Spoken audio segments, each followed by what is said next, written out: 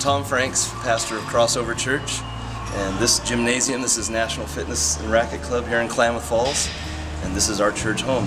This is also one of my part-time jobs. I'm tri-vocational as a church planter, and I drive school bus. I work here at the fitness club, and so I'll take you on a little tour of our home away from home here. So this is the big gym here. We're the only 2 racquetball courts in town, so a lot of racquetball players. I play racquetball here 4 or 5 days a week with a whole bunch of friends, and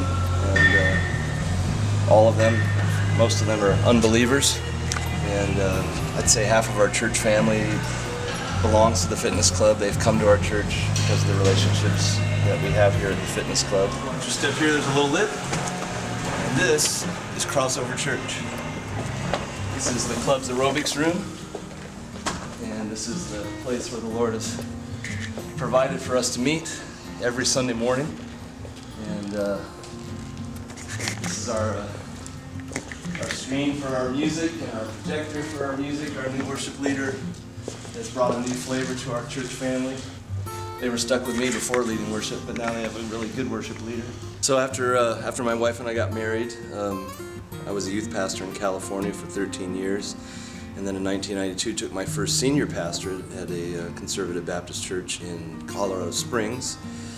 And from there we pastored there for 12 years, and then took a church in Maine for 5 years, and just really wanted to get back out west, and so came out here, and we prayed a lot about what the Lord wanted us to do out here, and we started really praying specifically about church planting instead of the ministry that we had of going and taking a church and kind of cleaning up a whole bunch of messes and doing makeovers. We thought, what would it be like to start from the ground up, do it right from the get-go, do it biblically from the get-go.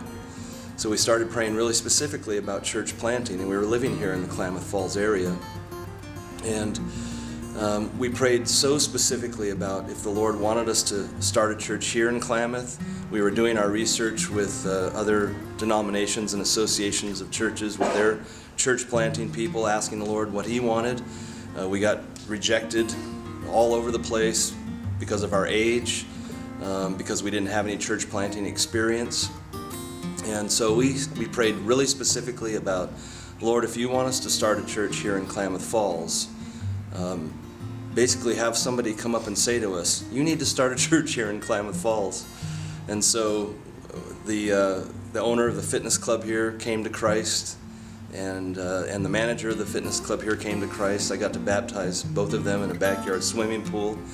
I ended up doing the funeral for the manager's mother, and at the reception after the funeral, the manager and some other folks came up and said, you need to start a church here in Klamath Falls. And then the owner of the fitness club here said, hey, you can use the aerobics room rent-free. And so we took that as a real specific answer to prayer, and Crossover Church started 3 Easters ago.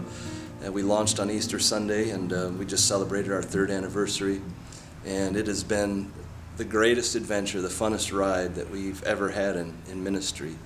We've seen a lot of people come to Christ, and some baptisms, and marriages healed, families put back together. Crossover Church is based on the simple church model, so we don't have a big menu of programs and special events. We have 3 items on our ministry menu. We have a 1-hour worship service here every Sunday morning from 10 to 11, and then we have our small groups during the week. We currently have 3 small groups going on, so there are 3 options for topics. And then each small group during the tenure of that group will do a servant evangelism project in the community to share the love of Christ with the lost. And those are the only 3 ministry options we have, and it's because we want people to have the time for discipleship.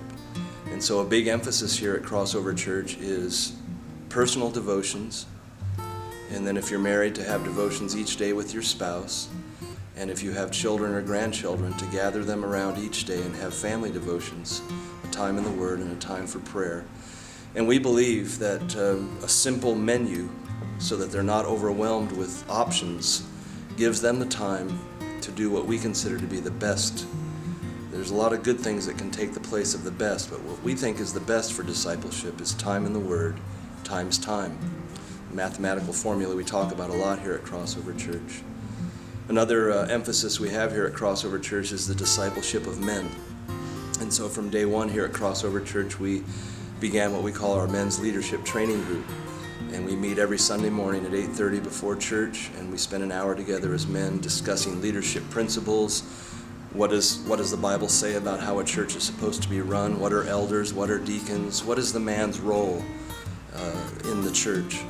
And so we've got 7 men right now that are coming up through the ranks of leadership training, and one day soon they'll be our elders and our deacons and leading. 3 of them currently are leading those 3 small groups that are going on, and so they're getting some real good leadership experience as well.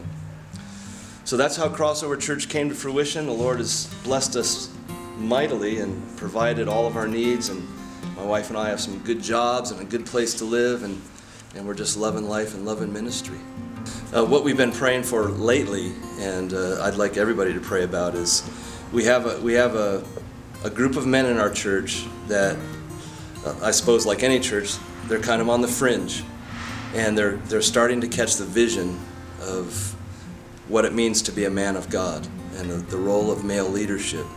And so we've been praying really fervently. Our current men's group, we pray every Sunday for those specific men, that they'll have a burning passion to jump into leadership here at Crossover Church, to take the reins of leadership in their home, to shepherd their wives and their children and grandchildren. So if there's one burning request right now, it's for that next group of guys, that next generation of leadership that we want to come into our training group so that they can be raised up for leadership.